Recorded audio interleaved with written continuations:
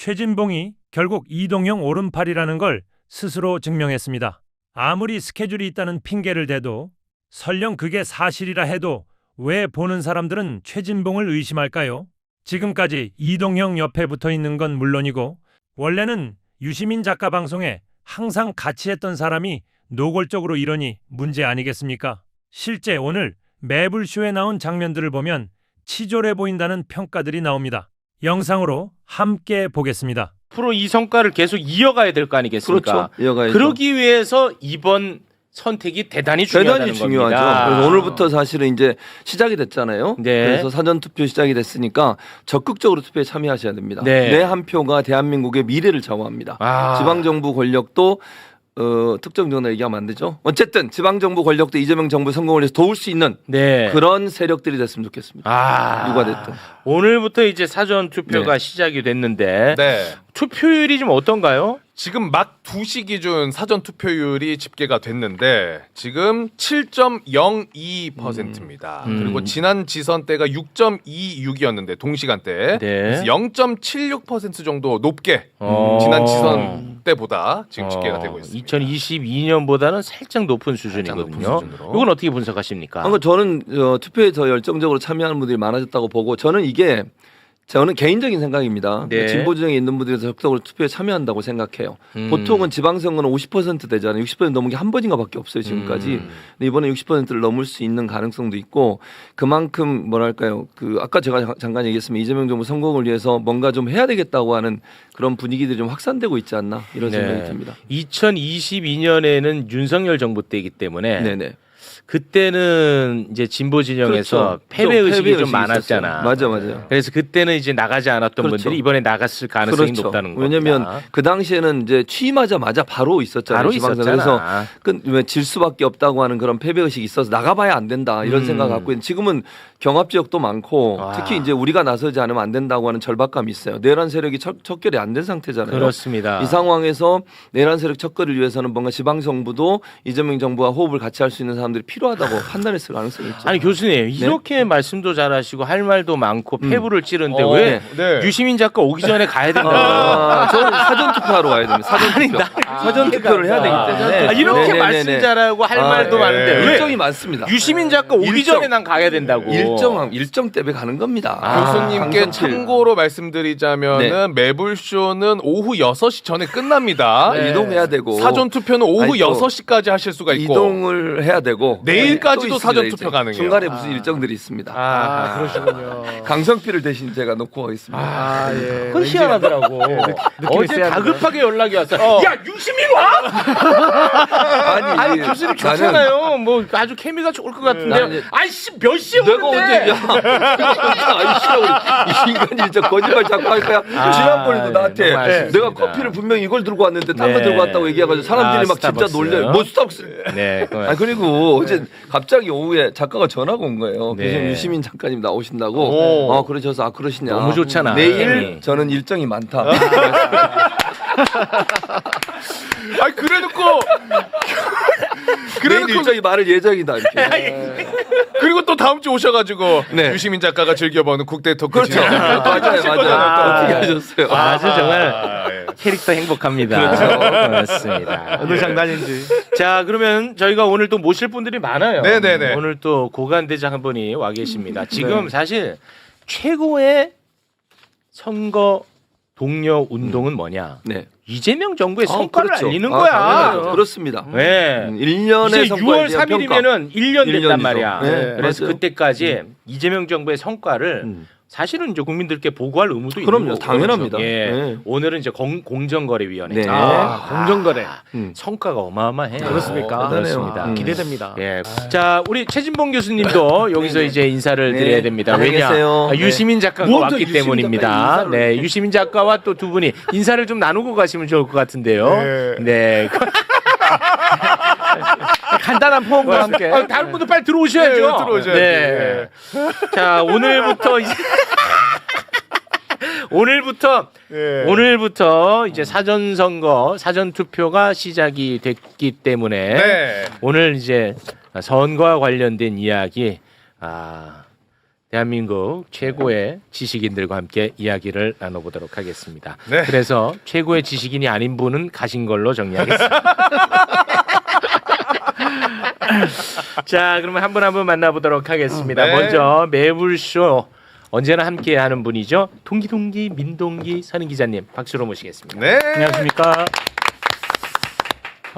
유시민 작가님하고 함께 방송을 하지 않습니까? 네. 그러면 한동안 댓글에 유동기라고 달립니다. 유동기요? 유동기. 앞에 요새 그 성 바꾸는 게 유행인가 보네. 네. 이게 뉴동기가 아니라 유동기로 유동기 봐. 고맙습니다. 자, 그리고 철학 교수님 또 저희가 모셨습니다. 박구영 교수님 박수로 맞이합니다. 네. 그 보내주신 원고를 제가 좀 봤는데 네. 그런 식으로 진행하면 안 돼. 너무 어려워. 어려워요? 너무 어려워요. 뭐 이렇게 어렵게 하셨어. 작가님은 어릴 줄 알았을 거예요. 아니 그 두 분만 대화할 거면 두 분만 어디 가서 하셔야지. 너무 현학적이야. 그 기초 위에서. 그러니까 쉽게 대중의 시켜야 언어, 돼. 특히 최욱의 언어로 좀 부탁을 네. 드리겠습니다. 전 2페이지까지 읽다가 내려놨습니다. 그 정도면 엄청 많이 읽어요. 너무 어려워.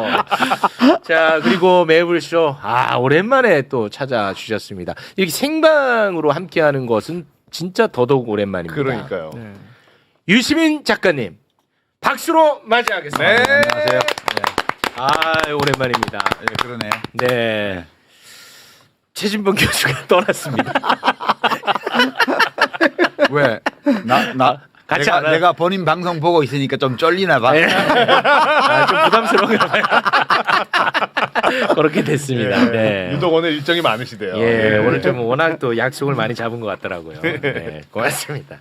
요즘 어떻게 잘 지내고 계신가요? 예, 저는 뭐 먹고 사느라고 좀 바빴어요. 그래가지고 지난번에 이제 어떤 책 때문에 얘기 나왔었잖아요. 예. 그거 하고 나서 제 책 일정이 자꾸 뒤로 밀려가지고 아이고. 그 원고 쓰느라고 지금 이제 다 해놓고 지금 나왔습니다.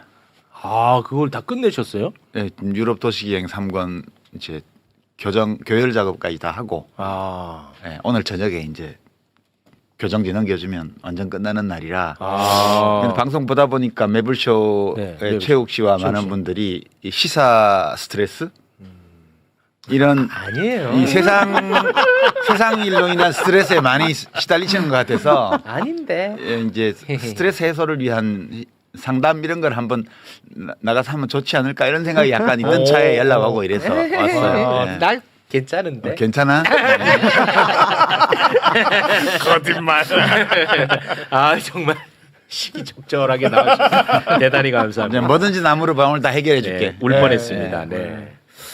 자, 그러면은 어떻게 우리 강성필 부대변인님, 네. 네, 네. 행복하시죠? 너무 왜 이렇게 쭈그러들었어? 너무 벅차서. 너무 벅차서. 네. 자유롭게 대화에 함께 해주시면 좋겠습니다. 네. 종편수기 아니야? 근데 우리 강성필 부대변인 같은 분들 진짜 우리가 조금 인정해줘야 될 게 그 종편에서 그 최전선에서 싸운다는 게 쉬운 일 아니거든요. 맞아요. 진짜 고생 많이 하십니다. 맞아. 몸 버리면서 하는 거요. 네, 진짜 몸 버리면서 하는 거야. 맞잖아요, 솔직히. 맞습니다. 예, 항상 응원하고 지지합니다. 감사합니다. 고맙습니다. 화이팅! 파이팅입니다. 자, 그러면 우리 박구영 교수님 네. 이번 선거의 의미 요런 거 또 부여하는 거 좋아하잖아요, 철학자들. 우리가 지금 선거의 의미를 부여한 거는 내란 청산하고 이재명 정부에 힘 실어준다. 네. 요 정도에서 마무리를 지었거든요. 네. 이번 선거의 의미를. 철학적으로는 여기다 또 살 더 붙일 거 아니에요. 그러니까 대한민국이라는 국가 체계가 급격하게 변화를 겪고 있는데 그에 부합하는 선거가 이루어지느냐 못 이루어지느냐. 또 다른 말로 하면 더불어민주당이 현재의 대한민국의 변화를 지속적으로 이끌어갈 만한 정당으로 태어나느냐 그렇지 못하느냐 하는 중대한 선거가 있다고 저는 봅니다. 그래서 간단한 문제의 출발점을 생각해 보면 그러니까 지난번 박근혜 탄핵, 대선, 문재인 정부 탄생, 그다음에 치러진 지방선거, 이번에 윤석열 탄핵, 그다음에 대선 그리고 지방선거 똑같았거든요. 네네네. 거의 똑같은데 결정적 차이가 있어요. 오. 결정 차이가 뭐냐면 네. 지난 지방선거에서는 대체적으로 국민의힘 전신 정당이 대체적으로는 정당 지지율이 20%를 넘은 적이 없어요. 그러니까 각 후보가 뭐 꽤 많은 표를 받은 적은 있지만 정당 지지율은 대개 15%에서 20%를 못 넘었어요. 근데 지금은 여러 조사에서 보면은 35%를 넘고 있습니다. 이 차이가 뭐냐 이거죠. 와, 오히려 내란이 있었는데도. 네. 그러게요. 왜 차이가 뭐냐? 그러면 가장 큰 차이는 지난번에는 저는 그렇게 생각해요. 적어도 최소한의 동양적 관심 왔을 때 동양적 정의관이라는 게 있거든요. 동양에서는 오랫동안 정의의 핵심을 부끄러움을 아는 거예요. 부끄러울 때는 부끄러움을 아는 거. 그런데 그게 지난번 박근혜 탄핵 이후에 보수가 부끄러움을 어느 정도는 인정했다고 봐요. 그래서 일정한 부분은 혼동과 혼재 속에서 해체돼가는 과정이었거든요. 그런데 그때 자기들이 실패했다고 보는 거고 그러면서 지금은 인정해서 실패했다. 네, 그래서 실패했다고 보고 오히려 지금은 뭘로 뭉쳐있냐면 일정하게는 분노로 뭉쳐있는데 분노가 신념화된 형태인데 그게 뭐냐 극우를 박근혜 정부 때까지만 하더라도 극우를 사용하고 이용했어요. 거기서 멈췄어요. 그런데 윤석열 정부가 한 가장 큰 잘못된 일은 뭐냐면 극우를 제도화한 거예요. 극우를 제도화한다는 건 무슨 말이냐? 예전에 우리 작가님하고 저하고 파시즘 같이 논의한 적도 있지만 유럽 파시즘에서 가장 큰 깨달음은 뭐냐? 극우를 제도화하는 순간 언제든지 그 나라는 파시즘에 의해서 지배될 수 있다는 거예요. 그럴 수 있겠네. 그게 실제 유럽 사람들의 합의고 그래서 지금 유럽 사람들은 저 독일이나 프랑스나 이태리 사람들은 어떤 경우에도 극우와 연정하지 않는다는 거거든요. 그런데 그걸 윤석열이 깨뜨렸어요. 윤석열이 실질적으로 저는 극우와 연정 형태를 갖다고 보거든요. 다른 모든 합리적인 진보 세력과 중도 세력과는 중도나 보수와는 결별하면서 오히려 극우를 제도권 안으로 끌어들였다. 그리고 그 결과가 지금 우리가 보고 있는 거라는 거거든요. 이건 약간 저는 동의 안 되는데. 동의 안 돼. 야, 이렇게 가기 전 거라고 생각도 못했습니다. 왜냐하면 지금 국민의힘은 당은 극우와 뭐 제휴한 게 아니고 그 자체가 극우예요. 원래부터. 애초에 대한민국 설립 이후부터 지금까지 계속해서 극우였어요. 노골적으로 극우 성향을 드러내냐. 좀 슬슬 문제를 감추냐. 그 차이만 있었던 거지. 지난번 윤석열의 내란은 그냥 눈치 없이 그냥 드러내버린 거지. 그 이제 이명박 같은 사람은 살살 감추면서 했고 뒤로 그 짓을 했잖아요. 전부 다.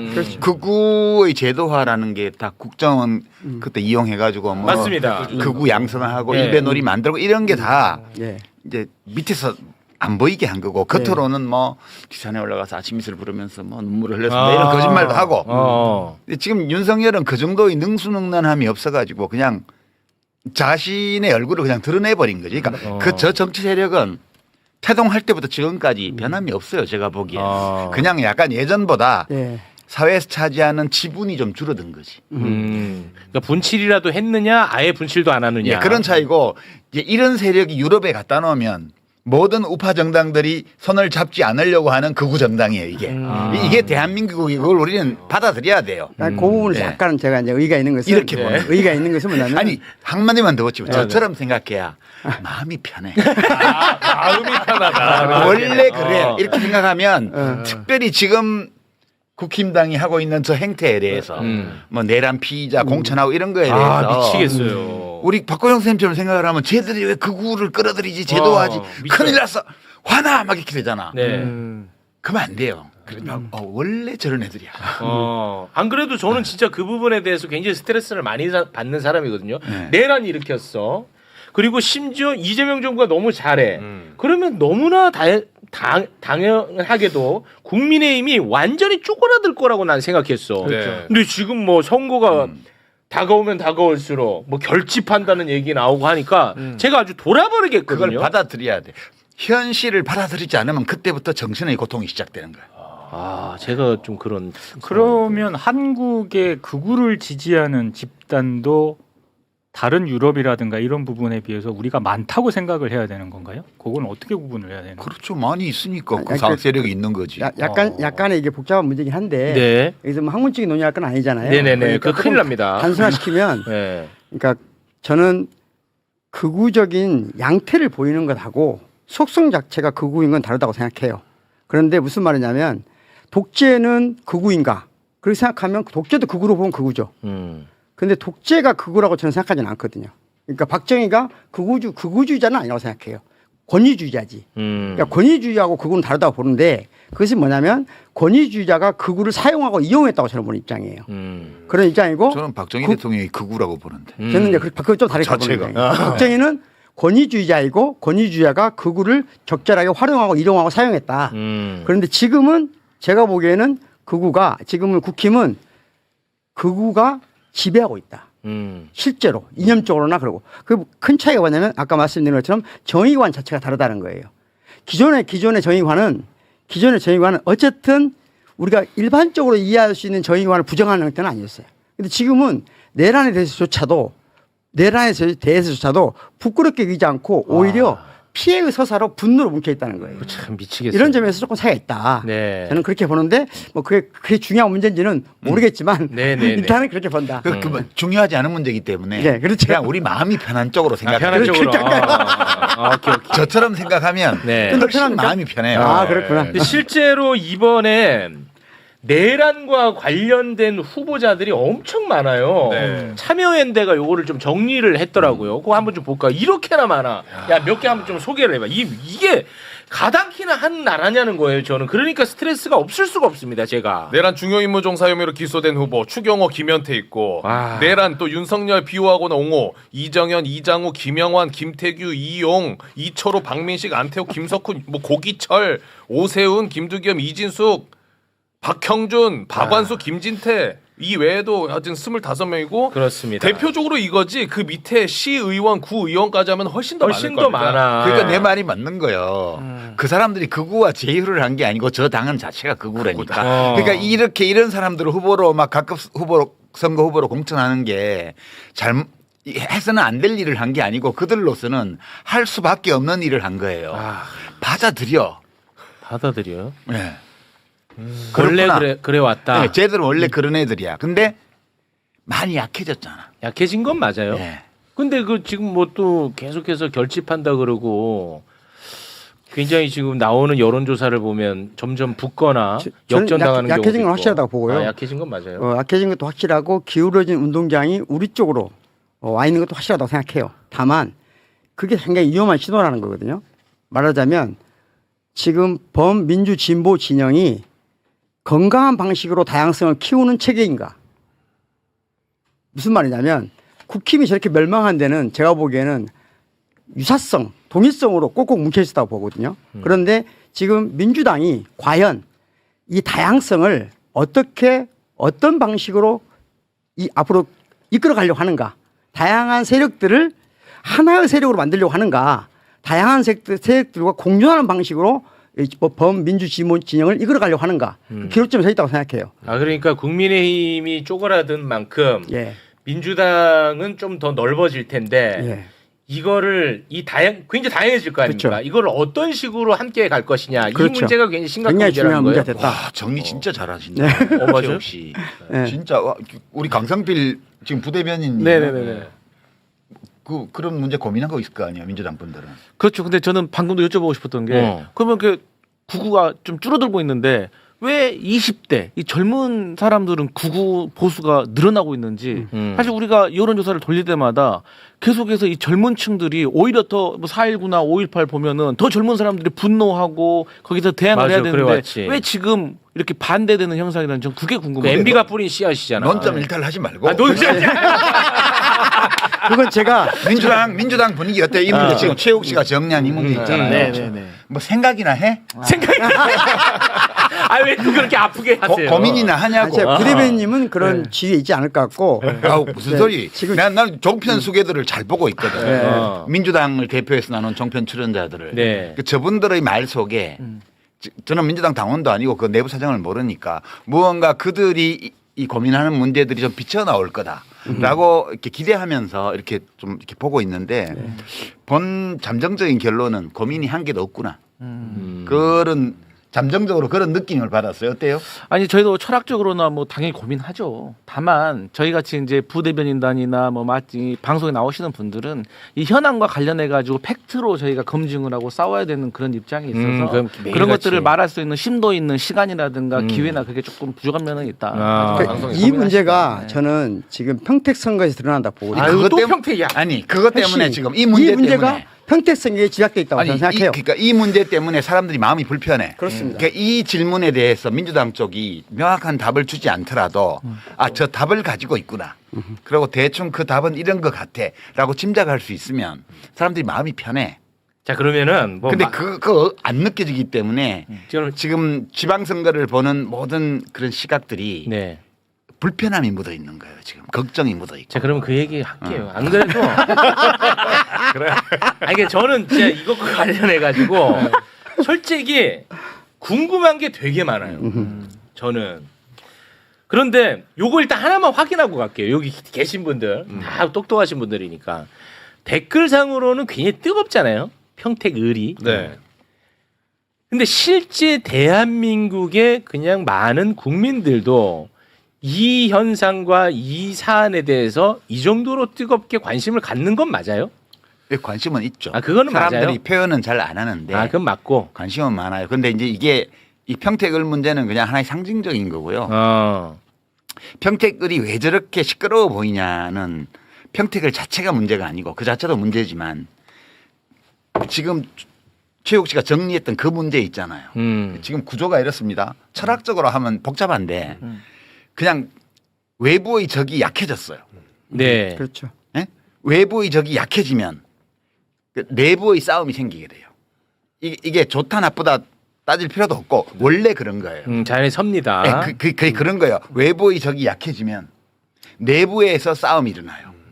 근데 이제 어떤 정당이나 정치 세력이 얼마나 건강하며 어떤 희망찬 미래를 열 수 있는 주체인가를 판단할 때 외부의 적이 약해질 때 내부에서 권력 다툼이 일어나는 건 불가피하고 자연스러운 일인데 이거를 어떤 방식으로 해내냐 이걸 보면 그 집단을 알 수 있어요. 얼마나 믿을 수 있는지. 그러니까 최욱 씨가 아까 정리한 문제가 이 문제예요. 네. 뭐 추상적으로 얘기하면 다양한 세력을 어떻게 하나의 목표 아래에서 결속해서 서로 연대 협력하면서 공동의 선을 이루기 위해서 최대한의 역량을 발휘해 나갈 것이냐는 문제인데 지금 민주당에서 이 지방선거 본격 들어가기 전부터 벌어진 여러 양상 작년 말 금년 초부터 이게 외부의 적이 약해졌기 때문에 내부에서 권력 다툼이 생기는 것은 필연적인데 이 권력 다툼을 어떤 방식으로 지금 하고 있는가를 보면 네. 너무너무 저열한 방식으로 이게 진행되어 왔어요. 그리고 평택을의 공천 그다음에 평택을 선거가 진행되는 과정에서 드러난 조국혁신당과 민주당 사이 여러 문제 이런 것들은 그 반영이라고 나는 보는 거예요. 알겠습니다. 예. 저 작가님 진행의 효율성을 위해서 제가 불편하더라도 요 얘기를 먼저 하고 분석으로 들어갈게요. 그렇죠. 네, 왜냐 댓글도 그렇고 이게 해결이 안 되면 뒤에 거를 들으려는 준비가 안 될 겁니다. 네. 네. 저와 또 가까운 분도 이런 얘기를 하더라고요. 뭐냐 유시민은 조국을 대통령으로 만들어야겠다라는 정답을 하나 만들어 놓고 그 정답 아래에서 논리를 개발해낸 것 같다. 그래서 평택을에 대한 목소리를 내고자 하는 거 아니겠느냐 이런 이야기들을 하더라고요. 많이 나도 섞고 있어요. 많이 듣잖아요. 이거 아실 거 아니에요. 그럼요. 다 지금 댓글도 이제 그런 의견들도 지금 뭐 이게 다 전부라는 건 아닙니다. 의견이. 예. 요 부분을 먼저 말씀을 해 주셔야 이런 분들도 들을 준비가 될 것 같아요. 그러니까 이제 제가 그 뉴스공장에 나가서 그 문제 총 지방선거 이후에 여러 상황을 감안할 때 조국이 되는 게 좀 낫지 않나? 이렇게 말을 한 거를 두고 제일 많이 나온 비평이 그러니까 제가 뭐 어디 가서 뭐라고 비평을 한마디 하면 한 100명이 물어 뜯는 것 같아요. 그리고 한 10명 정도는 그래도 그게 일리 있지 않아요. 그 정도 얘기해 주는 것 같고 우리 강성필 씨는 100명 중에 들어가나요? 10명 중에 들어가나요? 잘 모르겠는데. 아니 이러니까 취직폭이 안 하는 거죠. 네, 그거는 이제 그러니까 어떤 평이 제일 많냐 하면 조국 지지 이렇게 하면 될 걸. 왜 쓸데없는 얘기를 갖다 붙여 이렇게 얘기를 하더라고요. 맞아요. 그러니까 그분 이제 그거 제가 어떻게 이해를 하냐 하면 비평이라는 거는 비평가가 자기 자신을 어떤 대상에 투영하는 경우가 많아요. 지가 그렇다고. 그러니까 그 사람들이 어떻게 비평을 하냐면 난 누구를 지지해. 그러고 정해놓고 그 지지하는 이유를 갖다 붙인다고. 자기들이 그렇게 하기 때문에 나도 그렇게 했으리라고 주장하고 있는 거예요. 그런 경우가 많긴 해 진짜. 그런 경우도 있고 안 그런 경우도 네. 있죠. 그러면 따져봐야 돼요. 그 사람이 네. 하는 말이 뭔가를. 네. 지금 사실 좀 제가 기괴하다고 표현을 했는데 이상해요. 보통은 민주당 같은 큰 정당은 뭐 이렇게 국민 지지가 일정 부분 있는 정치인이 있으면 자꾸 데리고 올라오고 그래 원래. 우리 같이 해요. 여기 들어와서 해요. 거기 따로 있어갖고 뭐 안 돼요. 이렇게 하는 게 그게 지금까지 봐온 우리 민주당의 모습이에요. 제가 옛날에 대선 후보 지지율 좀 나왔을 때도 같이 하자고 많이 들어와서 그랬거든요. 아 들어와서 해라. 제가 안 들어간 거지. 네. 그런데 지금 민주당은 이 사람을 못 들어오게 해.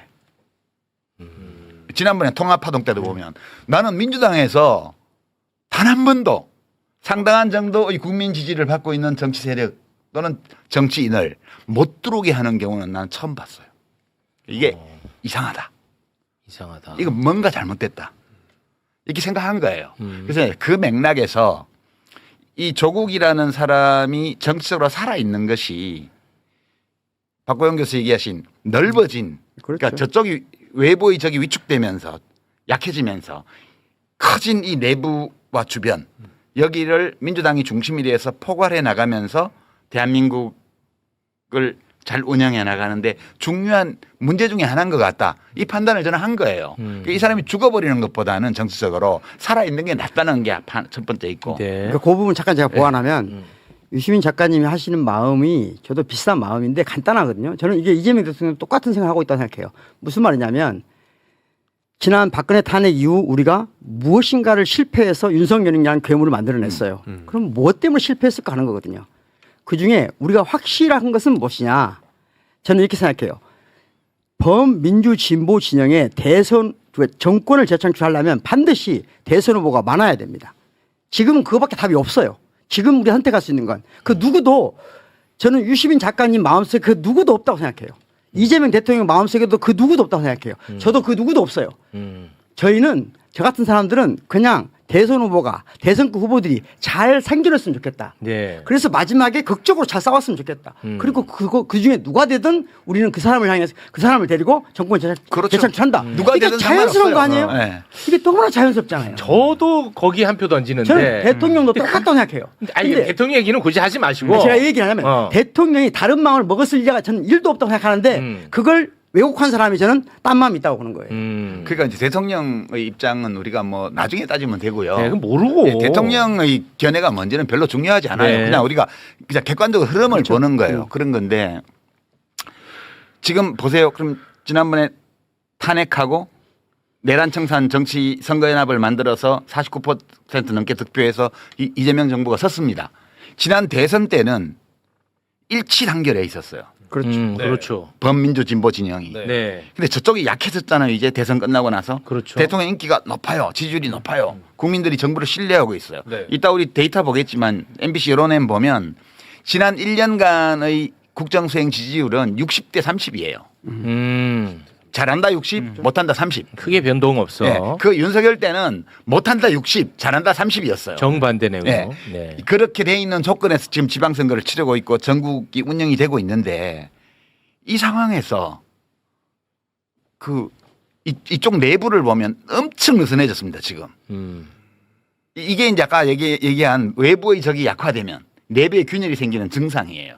어쩔 수 없어요. 이 약화되는 건 불가피해요. 네네. 그러면 외부의 적이 약화된 상태에서 이 범민주 진보 진영의 결속과 연대, 연합 또는 조율 이런 것들을 할 수 있는 어떤 걸 만들어내야 돼요.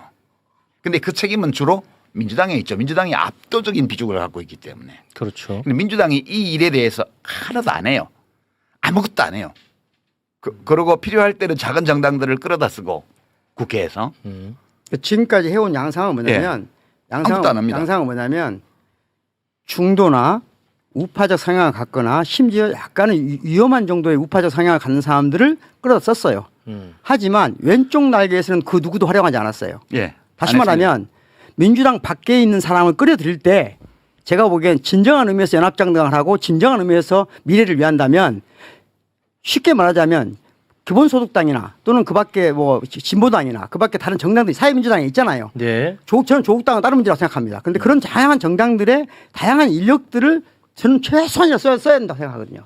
그런데 그런 제스처가 없었어요. 전혀. 정당도 없었고 정부도 없었어요.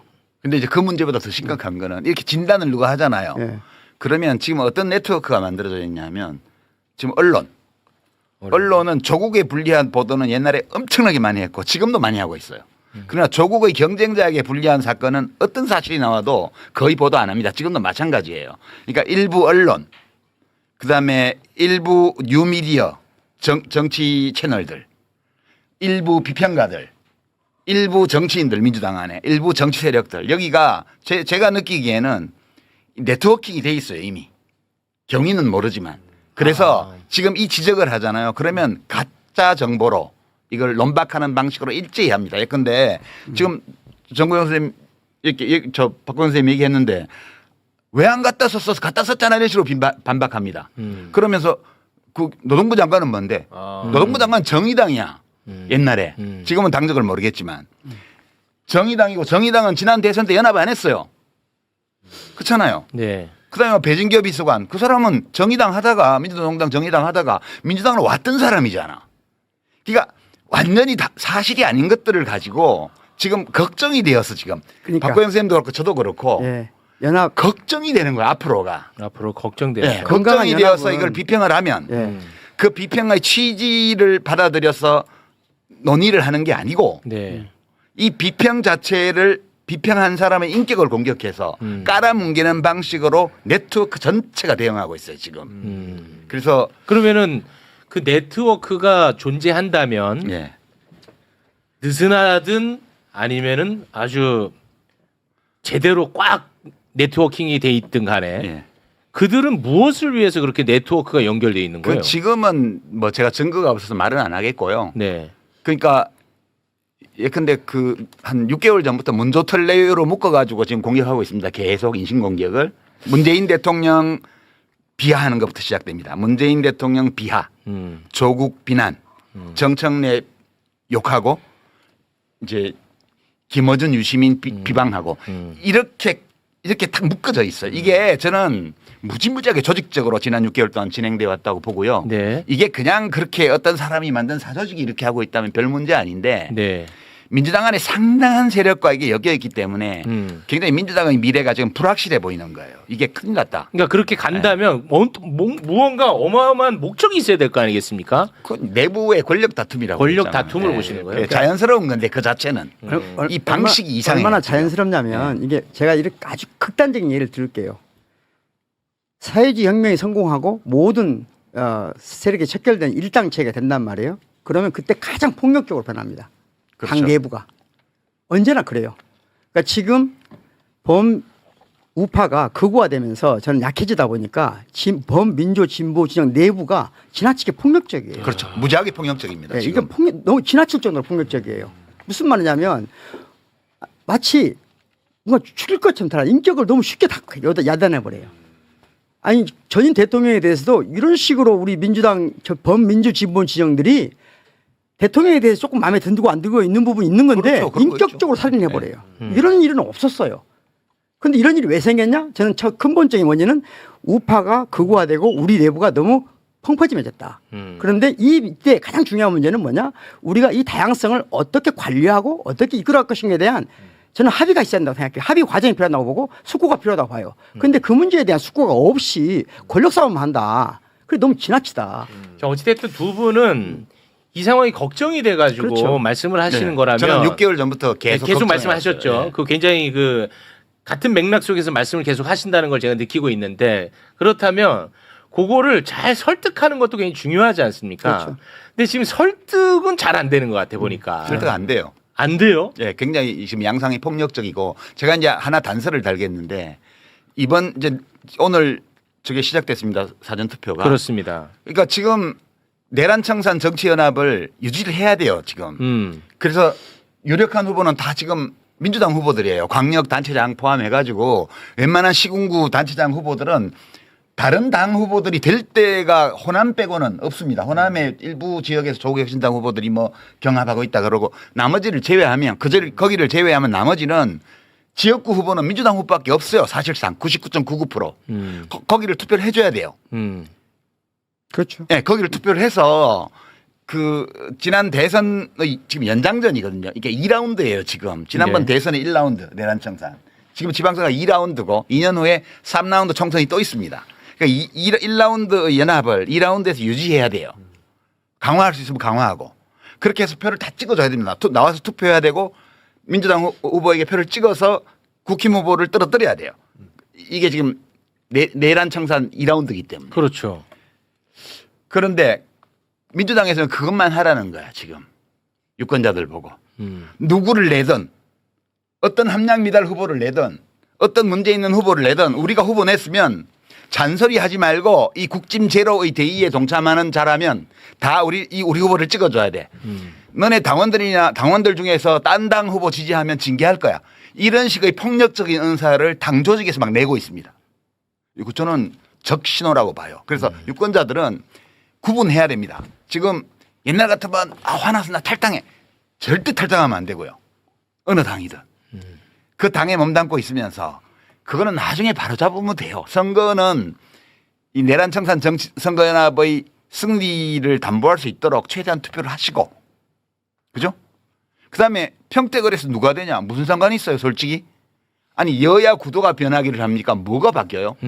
입법권과 관련해서는 이번 지금 보궐선거 열 몇 개 있는 지역이 어떤 결과가 나더라도 국회의 입법권 행사에는 아무 영향이 없어요. 네. 그래서 이거를 의식하는 사람들이 그 뒤를 생각할 때 다시 국회에서 검찰개혁을 완수하고 그다음에 3라운드 2년 후에 총선 때 또 연대연합을 만들어내는 그다음에 또 대선까지 가는 이걸 내다보는 당원들이나 지지자들은 이걸 걱정해서 지금 평택에서 고민하는 거거든요.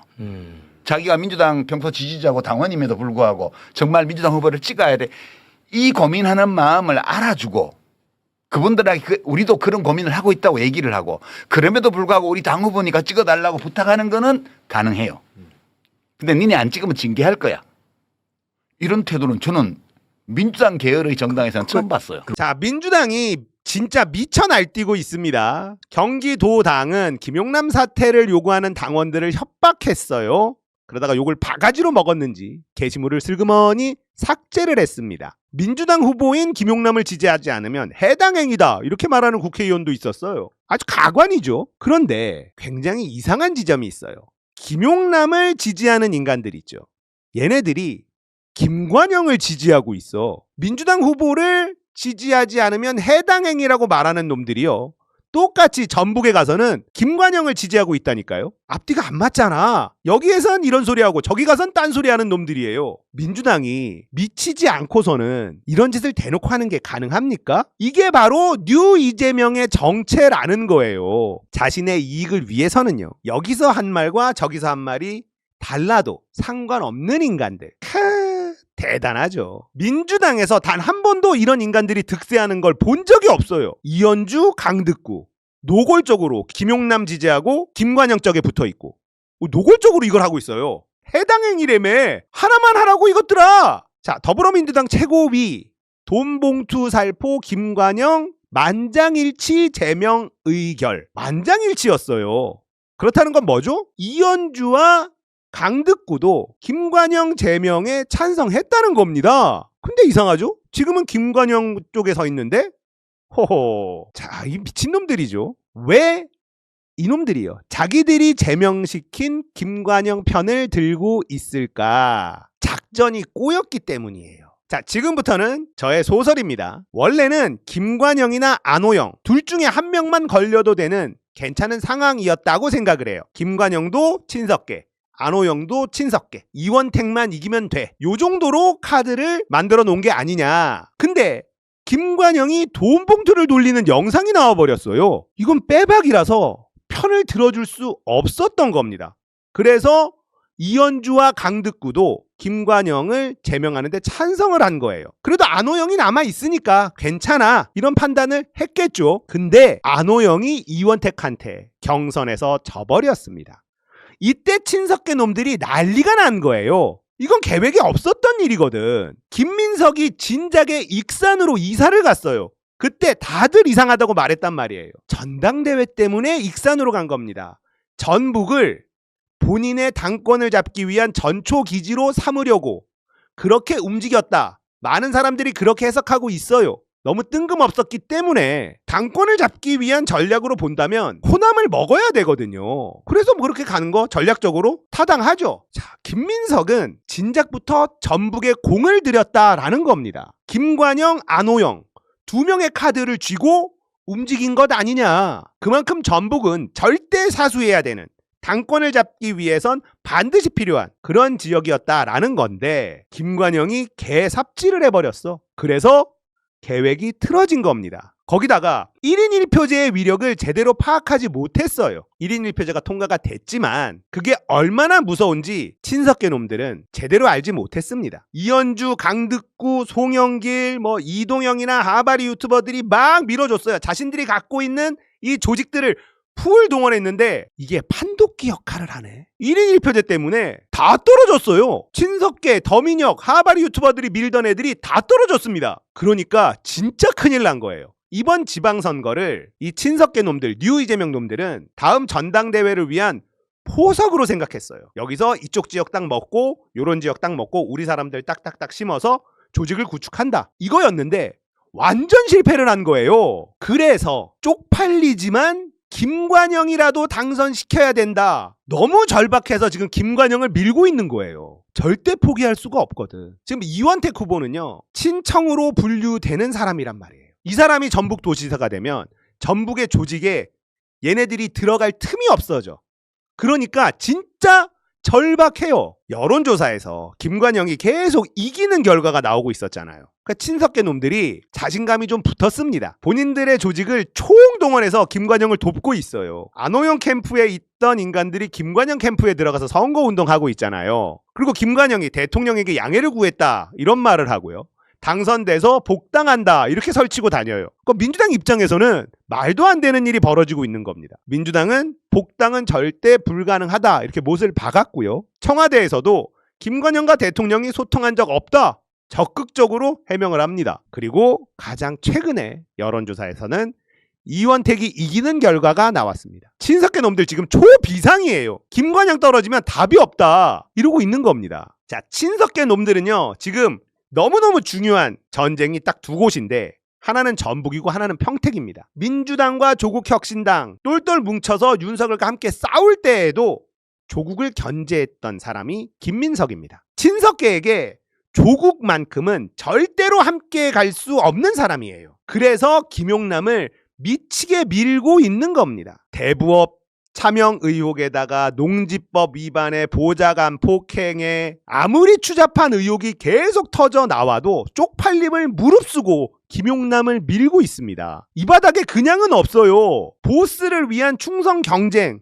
이렇게 보는 게 타당하지 않습니까? 김민석이 예전부터 조국을 견제했다라는 건 증거가 있습니다. 조국 서왕진 불참했네요.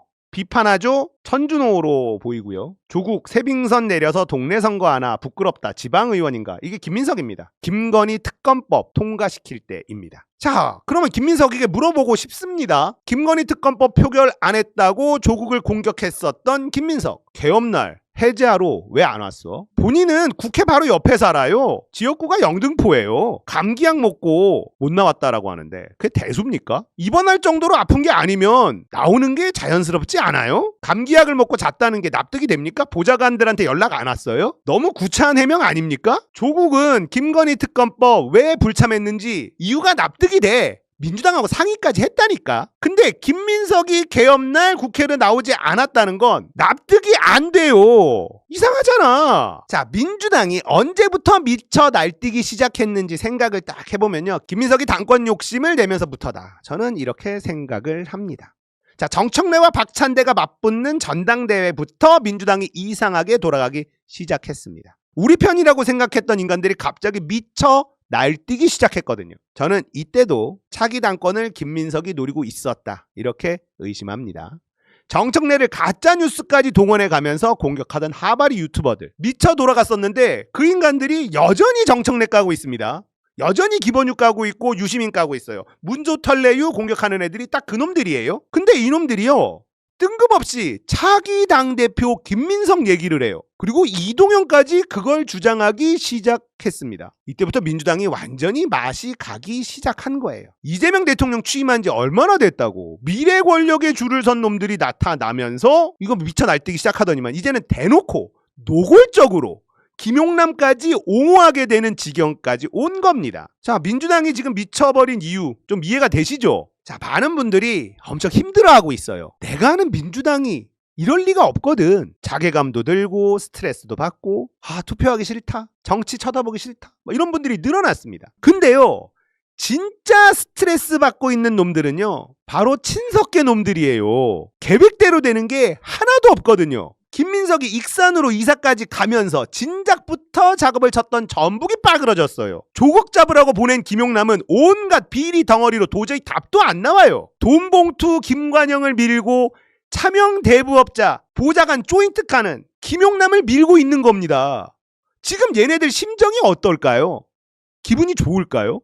아니에요. 미칠 지경이라니까. 이놈들이 김관영이 너무 좋아서 김용남이 너무 좋아서 지지하고 있을까요? 그게 아니에요. 여기가 무너지면 차기 당권이 힘들어지니까 어쩔 수 없이 사력을 다하고 있는 중이라는 거예요. 김관영, 김용남 선거에서 패배하면요. 얘네들 입지 완전히 쪼그라들 겁니다. 민주당에 친석계 놈들만 있는 게 아니에요. 친석계들의 행동에 불만을 가진 사람들도 굉장히 많습니다. 김관영을 도운 사람들, 김용남 공천 밀었던 사람들, 당내에서 입지가 어떻게 될까요? 당연히 쪼그러들 수밖에 없어요. 그럼에도 불구하고 미친 척하고 계속 이 짓을 하고 있죠. 그것도 근거는 있습니다. 조만간 김민석이 총리를 그만두고 국회로 복귀를 할 거니까요. 그러면 쪼그라들었던 힘을 다시 복구할 수는 있겠죠. 김민석 옆에 붙어서 딸랑딸랑 거리면 되니까. 근데 뭐 그거 오래 가겠습니까? 그리고 김민석도 지금 미쳐 날뛰는데 김어준, 박시영 까는 김용민 목사 페북글에 김민석이 좋아요를 눌렀다가 걸렸대요. 이거 조급하다는 뜻이에요. 이 친석계에도 뭔가 안 좋은 분위기가 잡히고 있다. 보세요. 아무리 자리가 좋고 권력이 좋아도 김용남을 계속 두둔하는 게 쉬운 일이겠습니까? 그게 쉬운 일이겠어요? 쉽지 않다고요. 그러니까 김어준과 박시영을 까는 김용민 목사 글에 좋아요를 툭 눌러주는 겁니다. 신호를 주는 거지. 포기하지 마라.